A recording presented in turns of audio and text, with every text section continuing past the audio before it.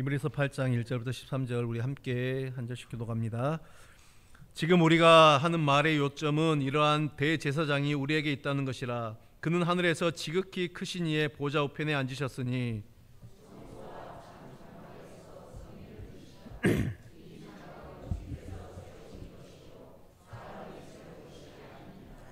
대제사장마다 예물과 제사 드림을 위하여 세운 자니 그러므로 그도 무엇인가 드릴 것이 있어야 할지니라.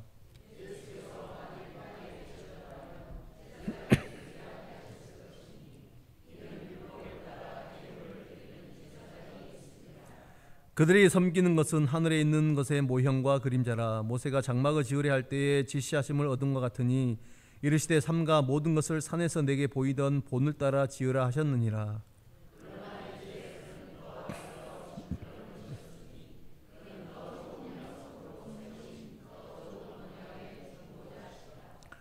저 첫 언약이 무흠하였더라면 둘째 것을 요구할 일이 없었으려니와.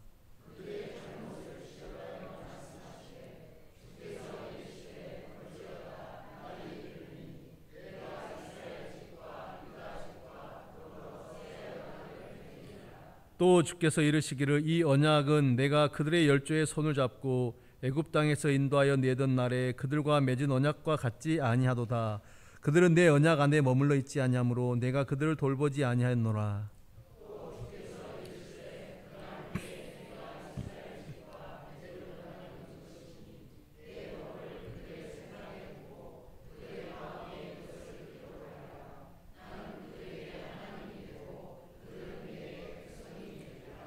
또 각각 자기 나라 사람과 각각 자기 형제를 가르쳐 이르기를 주를 알라 하지 아니할 것은 그들이 작은 자로부터 큰 자까지 다 나를 알미라.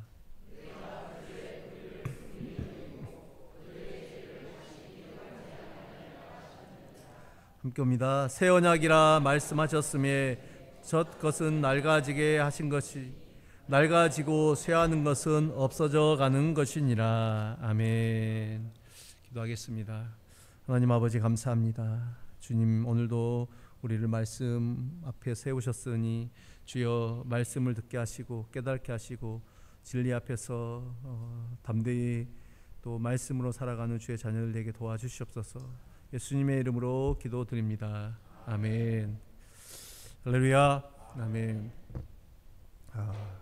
오늘 우리가 이 히브리 8장 전체를 읽으셨는데 여러분 이 말씀을 읽으면서 다 이해가 되셨습니까? 제대로 다 이해를 하셨습니까? 계속해서 반복적으로 말씀을 좀 읽으시면은 또 하나님이 깨닫게 하시고 또 분명히 알게 하실 것입니다. 히브리서가 이제 사실은 좀 어렵습니다. 어려운데 그래도 분명한 메시지를 우리에게 전하고 있고 그 메시지를 통해서 우리가 신앙이 이런 것이구나를 분명하게 알 수가 있습니다. 그래서 이제 우리가 앞선 본문들을 쭉 살폈을 때 그 지금 이제 레위 계통의 제사장들, 우리가 구약의 내용들 좀 기억해야 될 텐데 레위 계통의 제사장들보다 더 우월하신 영원하신 제사장으로 오신 그 예수님, 예수 그리스도죠. 예수 그리스도에 대해서 이제 설명을 쭉 했었습니다. 근데 이제 오늘 본문을 기점으로 이 예수님의 그러니까 그리스도 영원하신 우월하신 그 그리스도의 사역 그 일하심에 대해서 설명을 하고 있습니다.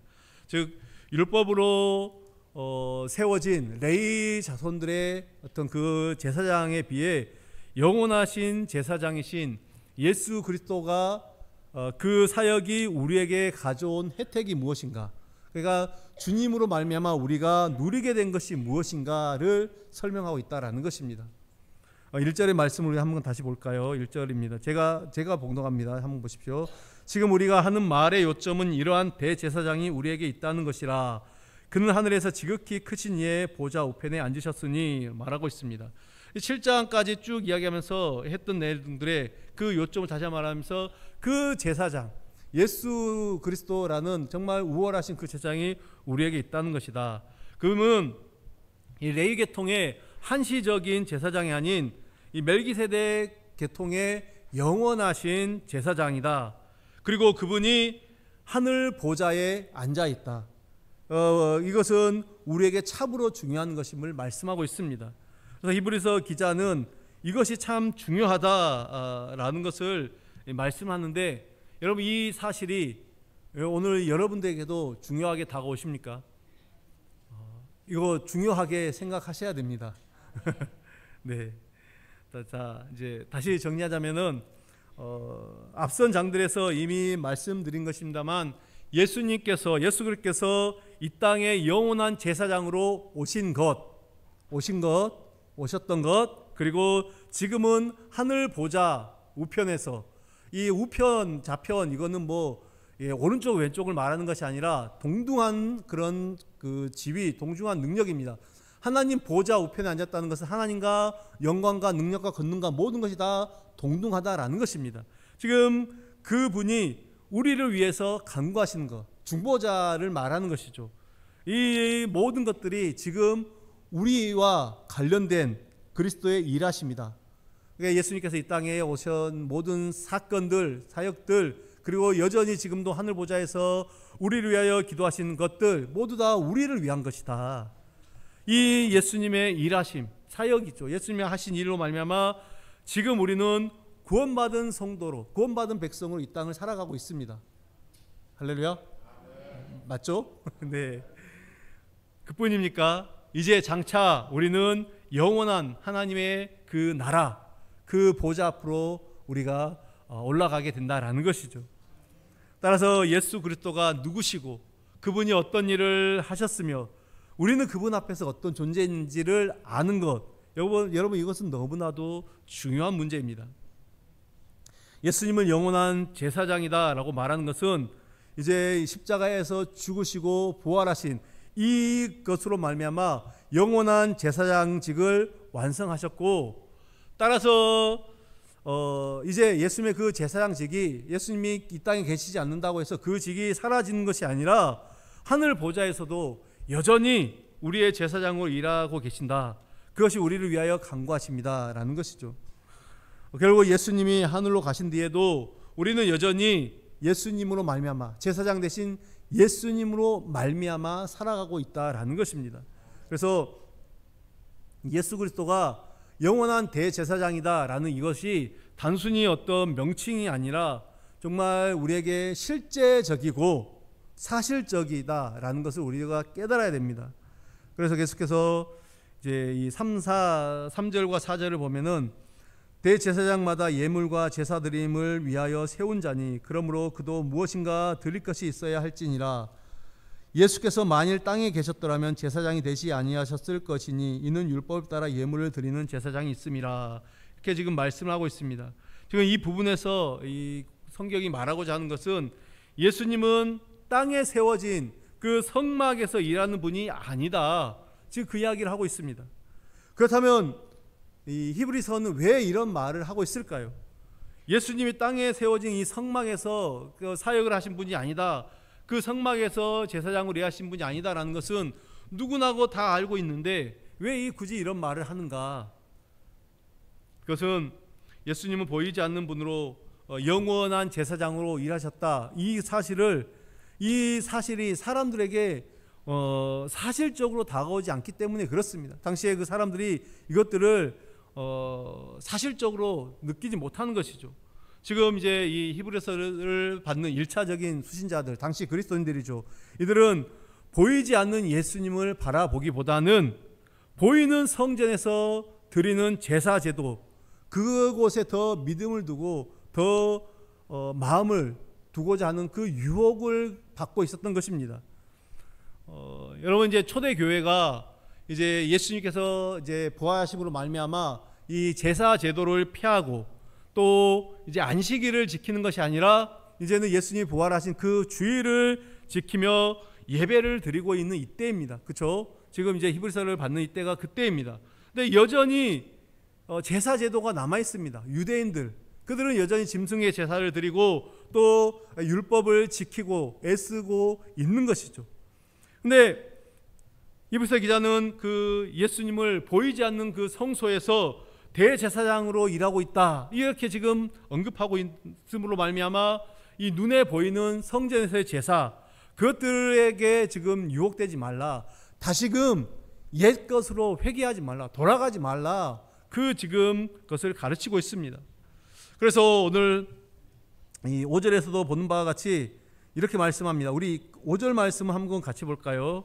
5절 시작. 그들이 섬기는 것은 하늘에 있는 것의 모형과 그림자라. 모세가 장막을 지으려 할 때에 지시하심을 얻음과 같으니 이르시되 삼가 모든 것을 산에서 내게 보이던 본을 따라 지으라 하셨느니라. 이렇게 말씀하고 있습니다. 무슨 말입니까? 땅에 있는 것은 실제가 아니라 하늘의 것을 암시하는 것, 암시하고 보여주는 모형이고 그림자라는 것입니다. 따라서 실제가 이제 나타났다면 모형과 그림자는 더 이상 필요가 없다라는 것이죠. 예를 들어 이 건물도 우리가 지을 때 거푸집이 있고 막 있잖아요. 그러다가 건물 지어지면 다 이제 거푸집 다 뜯어내는 거예요. 이제는 완성이 됐으니까 뜯어내는 것입니다. 똑같은 것이죠. 하나님께서 광야에서 모세에게 지시하시면서 지으라 말씀하신 이 성막, 이것은 사실은 이제 이게 뭐냐, 예수 그리스도를 보여주는 모형이고 그림자라는 것입니다. 그들에게 아직 예수님이 오지 않았기 때문에 그들은 뭐 예수님으로 말미암는 구원 이런 것들을 알 수가 없습니다. 그렇다면 이제 예수님이 오신 이때, 예수님이 오신 지금 이 히브리서가 받는 수신자들이 예수님이 오신 이때죠. 예수님 앞에서 유대인들의 그 성전이신 예수님이 있기 때문에 이 성전은 그냥 거푸집과 같다는 거죠. 뜯어내버리고 이제는 더 이상 의미가 존재할 이유가 없다라는 것입니다. 왜요? 모형이 아닌 실제가 오셨기 때문입니다. 그런데 유대인들은 어떻습니까? 실제이신 그 모형이신 예수님, 그분을 거부하죠. 죽이고 제거합니다. 그러면서 다시금 자신들이 섬기는 땅의 것들을 고집하고 있는 거죠. 여전히 우리는 이 거푸집이 좋습니다. 이게 진짜입니다. 그렇게 살아가고 있다라는 것이죠. 구약의 모든 것은 그 예수님을 보여주기 위한 모형이고 그림자일 뿐입니다. 제사도, 제도, 안식일도 다 예수님을 보여주기 위해 모형으로 세워진 것이죠. 우리가 계속해서 이 말씀을 들었기 때문에 여러분 이제 너무나도 잘 알고 있습니다. 너무나 잘 알고 있는데, 그런데 왜 계속해서 여러분은 이 모형과 그림자를 붙들고 있습니까? 모형과 그림자를 붙들고 있다라는 것이 무슨 뜻일까요? 모형과 그림자를 붙들고 있다. 우리가 지금 모형과 그림자를 붙들고 있습니다. 뭐냐면은 종교 생활을 말하는 것입니다. 제가 신앙생활, 믿음 생활이라 말하지 않고 종교 생활이다라고 말하는 것은 이제 종교 생활에서 느낄 수 있는 그 어떤 형식, 그런 형식을 말하는 것이죠. 너무 형식에 치우쳐 있고 얽매여 있는 그런 모습들, 본래 의도를 놓치고 있고 정말 뭐가 중요한지를 알지 못하는 그런 것들, 그것들을 말하는 것입니다. 우리가 이런 모형과 그림자를 붙드는 이유는 결국에는 무엇입니까? 보이지 않는 것에 대한 불신앙 때문이죠. 보이지 않는 거 믿지 못하겠다라는 것입니다. 보이지 않는 것은 막연히 바라보기보다는 지금 눈에 보이고 지금 실제 내 손에 와 닿는, 내가 잡을 수 있는 그 모형과 그림자가 오히려 더 확실하다라고 생각하는 것입니다. 말하는 영원한 제사장이니 하늘 보좌니 예수님의 강구하심이니 중보 사역이시니, 이 모든 것들은 사실은 우리가 이제 비록 말은 하지만은 어떤 눈으로 볼 수 있고 손으로 만질 수 있는 어떤 형태를 가지고 내 눈앞에 지금 있는 것이 아니다라는 것이죠. 그러므로 그것보다는 내가 직접적으로 실천할 수 있는 것, 예배 드리는 것, 그죠? 주의를 지키는 것, 말씀을 읽는 것, 기도하는 것, 이것들이 더 확실하다라는 그런 생각을 가지고 있는 것입니다. 그러나 이것은 그리스도를 보지 않는 어떤 비신앙적인 모습에 불과할 뿐임을 우리는 알아야 됩니다. 여러분, 예배당에 모여서 이렇게 예배 드리는 것을 소홀히 하라, 이것을 과소평가하라라는 그 이야기가 아닙니다. 절대로 우리가 오해하지 마셔야 됩니다. 우리의 이 신앙적인 모든 행위들, 말하는 것들 그냥 우리가 이것들은 안 해도 된다라는 그런 뜻이 아닙니다. 여러분, 예수님의 십자가 사건은 실제적인 사건입니다. 실제로 일어난 사건이죠. 비록 우리가 그 현장에 있지는 않았습니다. 2000년 전에 일어난 사건이기 때문에 그 사건은 우리가 그 현장에 있지 않았지만은 여러분, 십자가 사건은 오늘 우리에게 생생한 실제적인 사건으로 남아 있어야 됩니다. 내가 직접 눈으로 보지 못했지만은 내가 직접 경험한 것이다.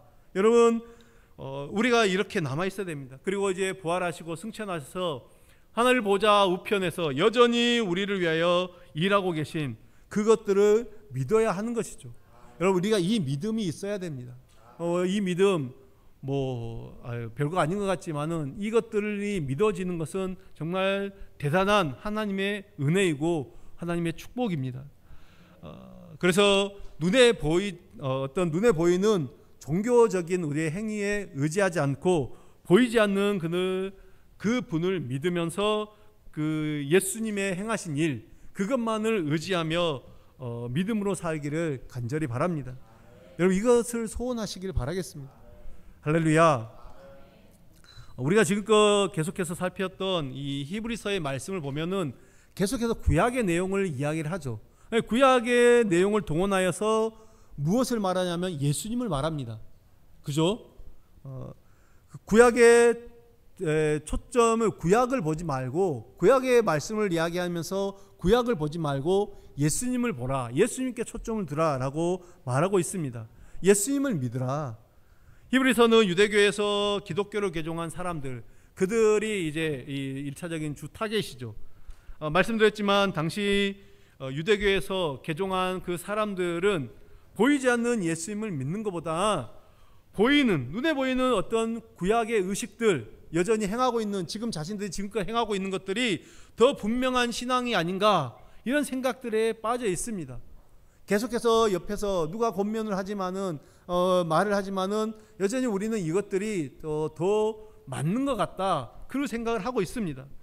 구약의 의식들과 종교적인 생활이 없을 때, 쉽게 말하면 행위가 없을 때, 그들은 행위가 있는 사람들에 비해서 나는 좀 뭔가 부족한 것이 아닌가, 내 신앙은 좀 잘못된 것이 아닌가, 이런 생각들을 하고, 그래서 어떤 착각이나 불안에 빠지게 된다는 것이죠. 여러분, 이것은 지금도 마찬가지입니다. 사람들은 많은 경우 행위에서 벗어나지 못하고 있습니다.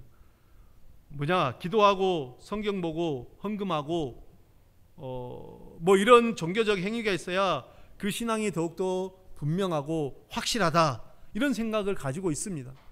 성경 많이 읽으면은 신앙이 좋은 것 같고, 기도 많이 하면은 정말 믿음이 대단한 것 같고, 이런 생각들이 우리 가운데 은연중에 다 있다는 것이죠. 다시 말씀드리지만 여러분, 이것들을 하지 말라, 이것이 아닙니다. 오히려 이것들을 소중히 여겨야 되죠. 우리는 이 신앙의 행위, 우리가 말하는 이 모든 행위들을 다 열심히 해야 됩니다. 열심히 성경 보고요, 열심히 기도하고요, 열심히 전도하고, 열심히 봉사하고, 이 모든 것들을 다 해야 됩니다. 소중하게 생각해야 돼요. 그럼 어쩌라는 말이냐? 네, 우리가 이러한 이 신앙생활, 우리 믿음 생활이 종교 생활이 되지 않기 위해서는 철저하게 생각이 바뀌어야 됩니다. 우리의 마음이 바뀌어야 된다라는 것입니다. 히브리서가 지금 구약의 이야기를 하면서 예수님 이야기를 하는 이유가 무엇입니까? 그 이유는 구약으로는 안 되고, 이제 그 구약으로는 안 되고 예수님으로 된다, 예수님으로만 된다라는 것을 말하고자 하는 것입니다. 제사장 이야기를 계속해서 하는 것은 이제 우리가 믿어야 할 분은 영원한 제사장이신 예수님이지 그 레위계통의 그 제사장, 그들이 아니다라는 것이죠. 레위계통의 제사장들, 성경이 말하는 바와 같이 그들도 자신의 죄도 스스로 해결할 수 없어서 제사를 드렸다, 자신의 죄를 위한 제사도 드렸다. 그래서 제사로도 절기로도 안식일을 지키는 것으로도 안 되는 거, 무엇으로 되는가? 예수님으로 된다, 예수님으로만 된다라는 것을 말하기 위해서 구약의 이야기를 계속해서 동원했던 것입니다. 구약으로는 안 된다, 반쪽짜리밖에 되지 않는다. 반쪽짜리는 온전한 것이 아닙니다. 반쪽짜리는 구원을 받을 수가 없는 것입니다. 우리는 완전한 그 진리 가운데 완전한 것들을 붙들어야 되는 것입니다. 이제 계속해서 6절 이하를 보면은 이제 제사장 이야기에서 또 언약에 대해서 언급을 하고 있는 것을 보게 됩니다. 우리 6절부터 8절까지 제가 쭉 빠르게 한번 봉독하겠습니다. 눈으로 보십시오. 그러나 이제 그는 더 아름다운 직분을 얻으셨으니 그는 더 좋은 약속으로 세우신 더 좋은 언약의 중보자시라.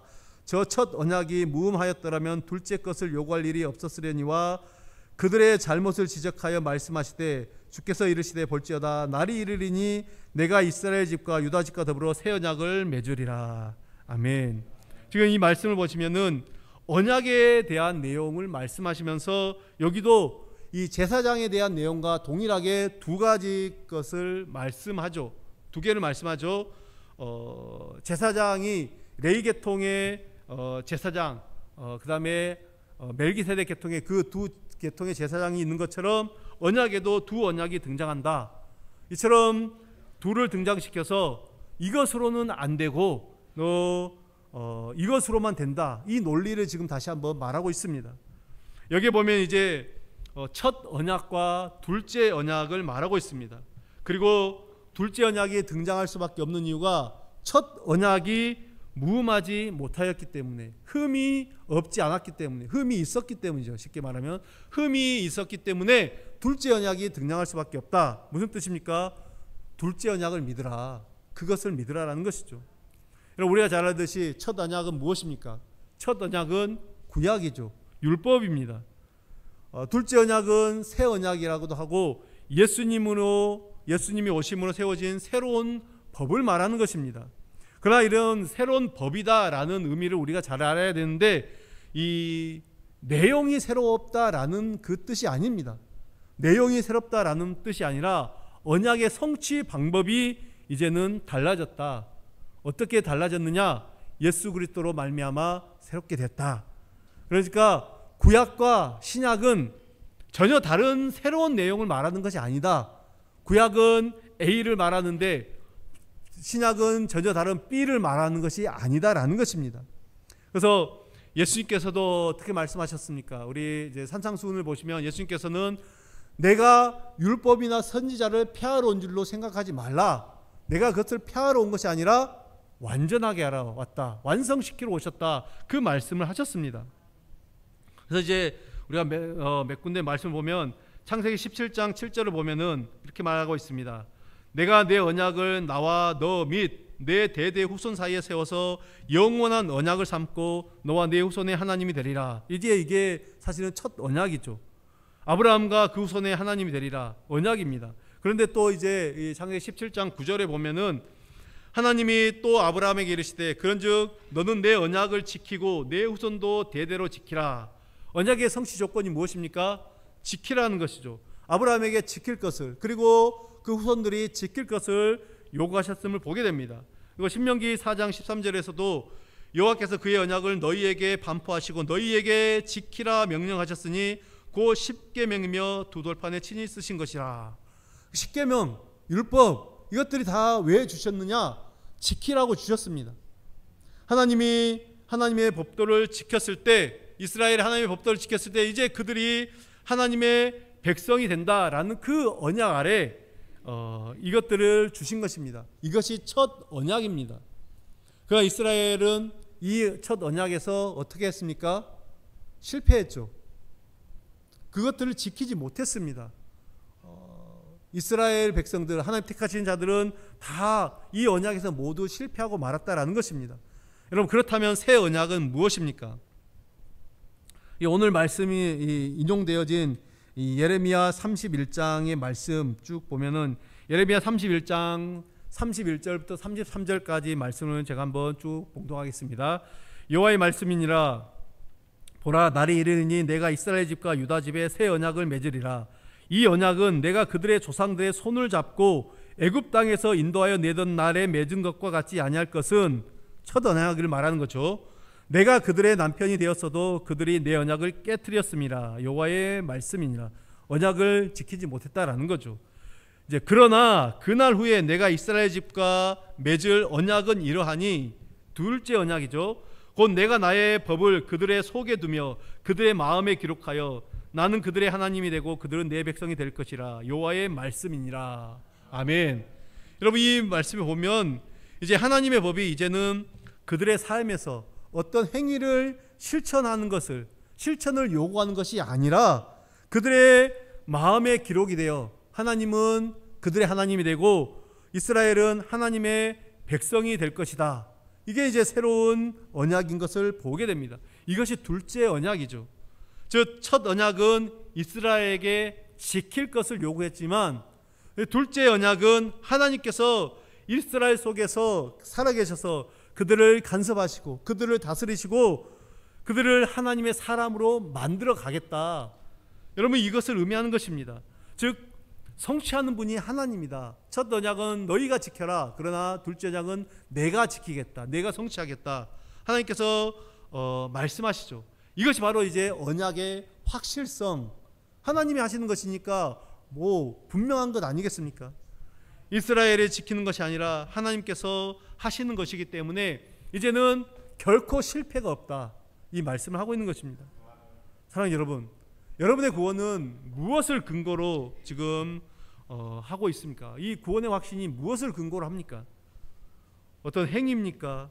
아니면 예수님의 십자가의 그 능력 보혈입니까? 우리의 행위는 어떤 것에도 무익할 뿐입니다. 아무 짝에도 쓸모없다. 그렇게 이야기해야 될까요? 예수님이 십자가에 죽으시고 그 은혜로 말미암아 우리 죄를 사하셨다. 여러분, 이것을 믿는 믿음이 구원의 확신입니다. 구원의 확신이 뭐 다른 게 없습니다. 그 십자가에서 행하신 그것들을 믿는 것입니다. 그래서 뭐 내가 주일도 지키고 열심히 기도하고 말씀도 보고 봉사도 하고 잘 섬기고 이런 것을 해야 진짜 믿음이다. 진짜 믿음은 이런 것을 하는 것이다. 여러분, 만약에 이런 말을 한다라는 사람 있으면 그 사람은 엉터리 신앙입니다. 여러분, 믿음은 무엇을 행하느냐, 네가 무엇을 행하느냐를 묻는 것이 아니라 무엇을 믿는가를 묻는 것입니다. 그렇다면 나는 십자가에 죽으신 예수 그리스도의 보혈로 그 보혈의 공로로 말미암아 구원을 받습니다. 이 믿음의 고백은 그 믿음을 확인하는 것이 되는 것입니다. 이처럼 우리의 신앙은 새 언약의 성취자이신 예수님을 바라보고 예수님을 의지하는 것이죠. 여러분, 이 한 주간도 오늘 이 말씀처럼 새 언약의 대제사장 되시고 더 좋은 언약의 중보자이신 예수님을 바라보며 예수님만을 바라보며 승리하는 우리 귀한 주님의 백성들 되시기를 간절히 축원합니다. 기도하겠습니다. 하나님 아버지, 감사합니다. 영원한 새 언약의 대제사장 되셔서 우리를 영원한 길로 생명의 길로 인도하신 주님, 오늘도 우리가 그 주님 앞에서 새 언약의 성취자이신 그 예수 그리스도를 바라보며 그분만을 온전히 믿고 섬기는 주의 백성들의 삶이 되게 도와주시옵소서. 우리의 행위가 어떠함이 아니라 하나님의 그 행하신, 우리 주님이 행하신 그 일들을 기억하며 그 일들을 바라보는 거룩한 주의 백성들, 그래야 예수님만을 바라보고 승리하는 주의 자녀들 될 수 있도록 은혜를 베풀어 주시옵소서. 예수님의 이름으로 기도드립니다.